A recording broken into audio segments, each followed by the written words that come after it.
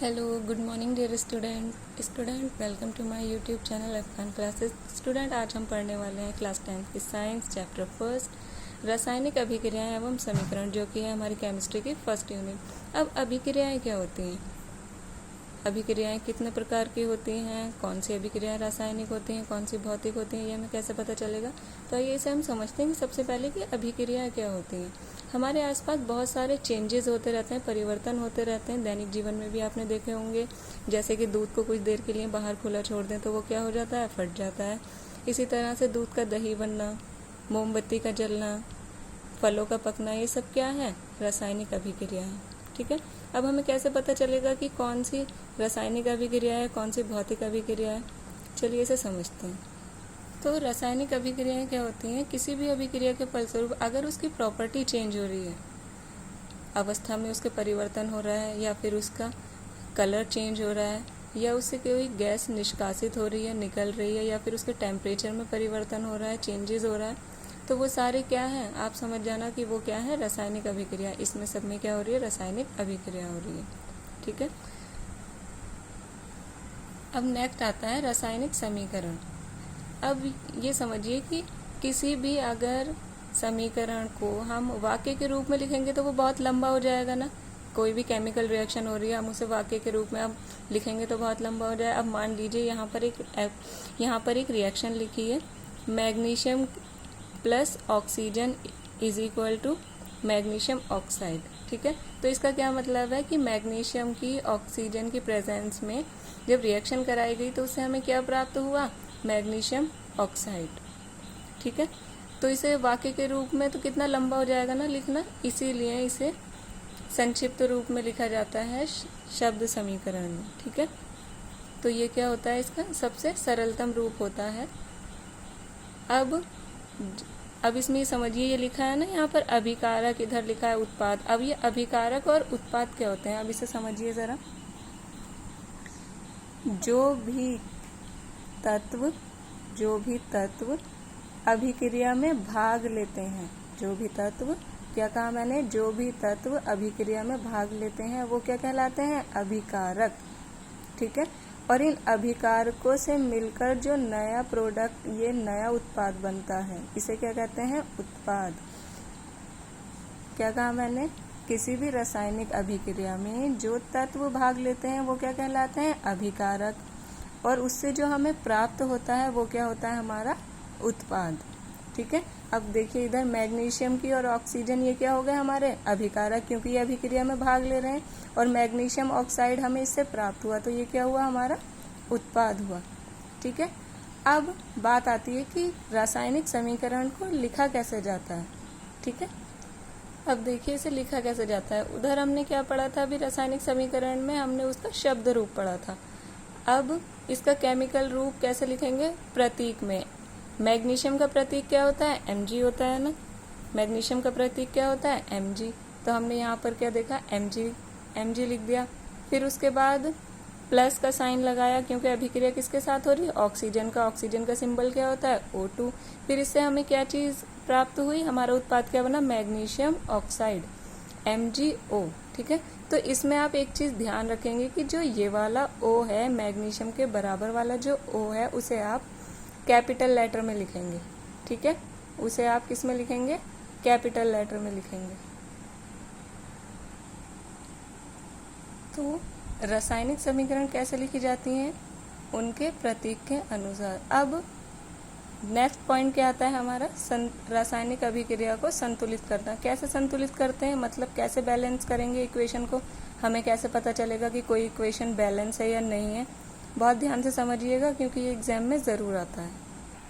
अब देखिए हम सीखते हैं कि इक्वेशन बैलेंस कैसे करते हैं। अब आपके सामने ये एक एग्जाम्पल लिखा है,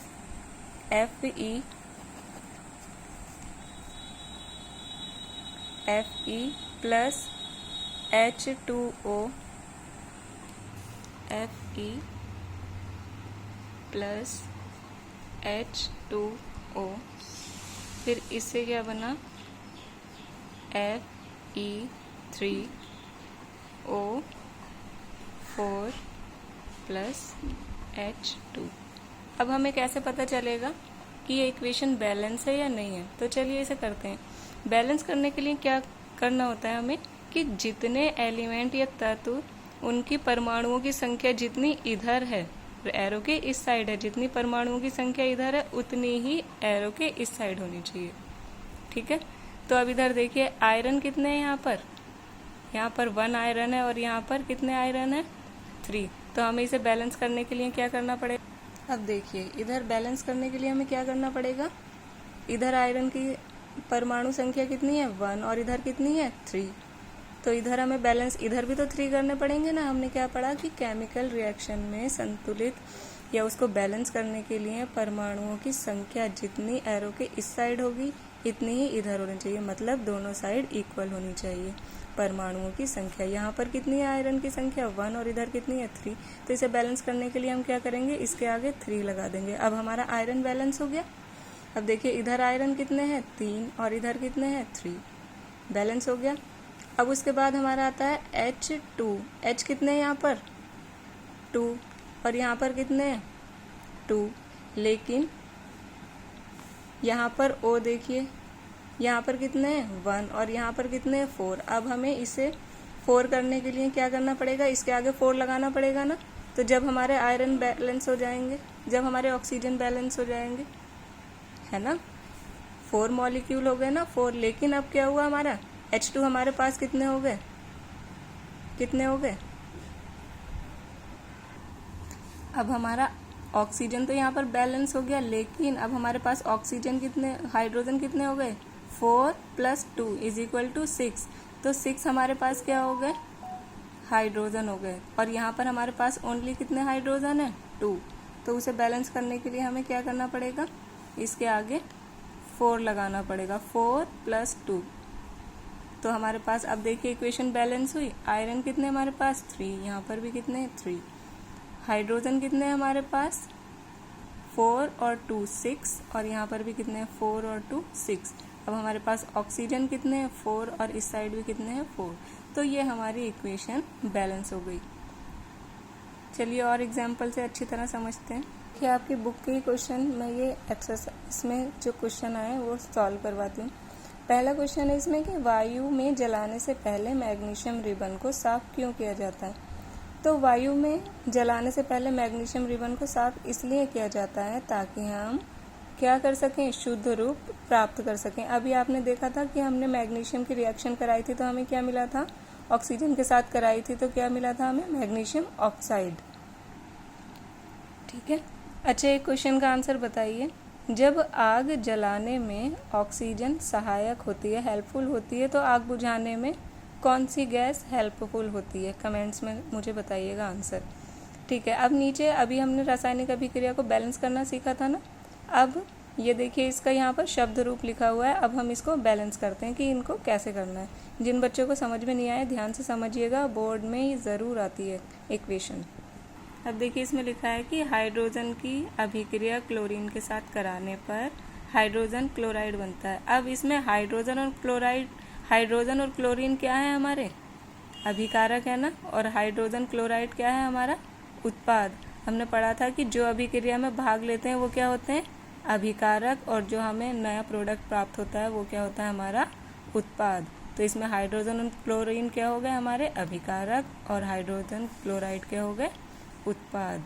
अब इसे सॉल्व कैसे करना है, तो सॉल्व करने के लिए हमें हाइड्रोजन का क्या होता है सिंबल H2 प्लस किसके साथ रिएक्शन हो रही है, Cl2 के साथ, क्लोरीन के साथ। इक्वेशन का साइन लगाएंगे तो हमें क्या मिलेगा, हाइड्रोजन क्लोराइड। अब इसे बैलेंस कैसे करेंगे, हाइड्रोजन के कितने मॉलिक्यूल हैं 2, यहाँ पर कितने हैं परमाणु संख्या 2, और यहाँ पर भी 2, और यहाँ पर क्या है, यहाँ पर 1 1 है। तो इसे बैलेंस करने के लिए हम क्या लगा देंगे, इसके आगे 2 लगा देंगे। तो ये हमारी इक्वेशन बैलेंस हो गई। अब हाइड्रोजन भी हमारे पास 2 है और क्लोरीन भी हमारे पास 2 है। नेक्स्ट है हमारा बेरियम क्लोराइड की रिएक्शन एल्यूमिनियम सल्फेट के साथ कराने पर बेरियम सल्फेट मिलता है और प्लस क्या मिलता है, एल्यूमिनियम क्लोराइड। तो इसे हम कैसे सॉल्व करेंगे, देखिए बेरियम क्लोराइड का क्या होता है सिंबल Ba, बेरियम का, और क्लोराइड का Cl2। ठीक है, और ये कैसी फॉर्म में है, एक्वस फॉर्म में है, ठीक है। फिर उसके बाद प्लस का सिंबल लगाएंगे, किसके साथ हो रही है इक्वेशन, एल्यूमिनियम सल्फेट के साथ। तो एल्यूमिनियम का क्या होता है, Al2, और सल्फेट का क्या होता है, SO4 ब्रैकेट क्लोज 3। ये भी कैसी फॉर्म में है हमारे पास, एक्वस फॉर्म में। ये क्या है हमारा, अभिकारक। क्योंकि ये अभिकारक क्यों है, क्योंकि ये अभिक्रिया में भाग ले रहे हैं। ये क्या है हमारा अभिकारक, और इससे जो हमें नई चीज प्राप्त होगी वो क्या होगा, हमारा उत्पाद। तो इससे हमें क्या मिल रहा है, एरो का सिंबल लगाएंगे। इससे हमें क्या मिल रहा है, क्या मिल रहा है, बेरियम सल्फेट मिल रहा है। तो बेरियम सल्फेट, ठीक है, प्लस और दूसरी चीज हमें क्या मिल रही है, एल्यूमिनियम क्लोराइड। तो एल्यूमिनियम का सिंबल क्या होता है, Al,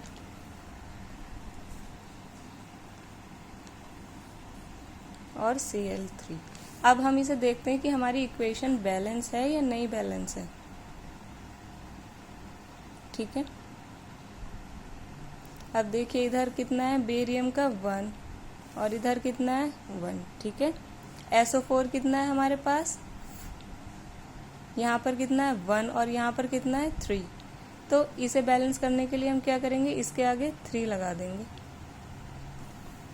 तो क्या हुआ, हमारा बेरियम बैलेंस हो गया। लेकिन यहाँ पर हमारा 1 है, तो यहाँ पर भी हम क्या करेंगे, 3। हमने 3 क्यों लगाया, क्योंकि हमारे पास SO4 क्या था, 3 थे मॉलिक्यूल, ठीक है, 3 थे, इसीलिए हमने इसे बैलेंस करने के लिए इसके आगे 3 लगाया। अब हमारे पास क्या हो गया, SO4 भी 3 और बेरियम भी 3। लेकिन अब हमारे पास क्लोरीन भी कितने हो गए, 3 और 2 5 हो गए, और यहाँ पर हमारे पास क्लोरीन कितने 3। तो इसे बैलेंस करने के लिए हम क्या करेंगे, इसके आगे 2 लगा देंगे ना, तो 3 और 2 5 हो जाएगा। लेकिन अब हमारे पास क्या हुआ, एल्यूमिनियम कितने हो गए 2, और यहाँ पर भी हमारे पास एल्यूमिनियम भी कितने हो गए 2। अब हमारी इक्वेशन देखिए बैलेंस है या नहीं। इधर हमारे पास बेरियम के कितने मॉलिक्यूल हो गए, यहाँ पर 3, यहाँ पर भी 3, बेरियम बैलेंस हो गया। उसके बाद हमारे Cl2 कितने, Cl5, और यहाँ पर भी हमारे कितने 5, तो ये बैलेंस हो गया। अब इसके बाद आता है एल्यूमिनियम सल्फेट। अब सल्फेट के हमारे पास कितने 3, और एल्यूमिनियम कितने हैं 2, तो यहाँ पर हो गया 2। तो हमारी एरो के इतने साइड परमाणु, एरो के इस साइड क्या थे, परमाणु संख्या जितनी इधर है इतनी ही इधर है, तो हमारी बराबर हो गई ना परमाणु संख्या। तो ये क्या होता है, हमारी इक्वेशन बैलेंस हो गई। इसे क्या कहते हैं, इक्वेशन को बैलेंस करना। चलिए अब तीसरा एग्जाम्पल देखते हैं। तीसरा एग्जाम्पल आपके बुक में है कि सोडियम की रिएक्शन जल के साथ कराई जाती है तो सोडियम हाइड्रोक्साइड और ऑक्सीजन मिलता है। अब इसे कैसे लिखेंगे, सोडियम का सिंबल क्या होता है, Na2, प्लस रिएक्शन किसके साथ हो रही है, उसकी वाटर के साथ, जल के साथ हो रही है। जल के साथ रिएक्शन हो रही है तो क्या बन रहा है, NaOH। ये कैसे बन रहा है वो भी मैं आपको बताती हूँ। और क्या चीज़ निकल रही है, हाइड्रोजन गैस। हाइड्रोजन क्या है, गैस की फॉर्म में है, ठीक है।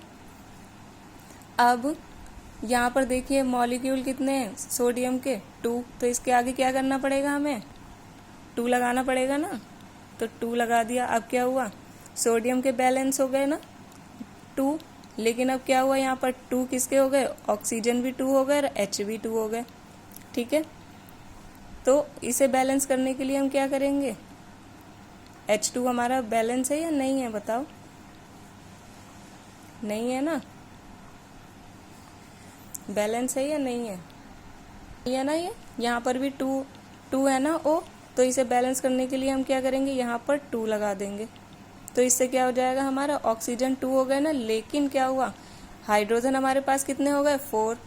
तो यहाँ पर भी आप देखिए 2 हाइड्रोजन ये हैं और 2 हाइड्रोजन ये हैं, तो क्या हो गई, हमारी इक्वेशन बैलेंस हो गई। अब आप एक चीज़ समझिए, H2O जो होता है ना, जब भी इसे किसी के साथ रिएक्शन करते हैं तो ये 2 भागों में टूटता है, OH negative plus H positive.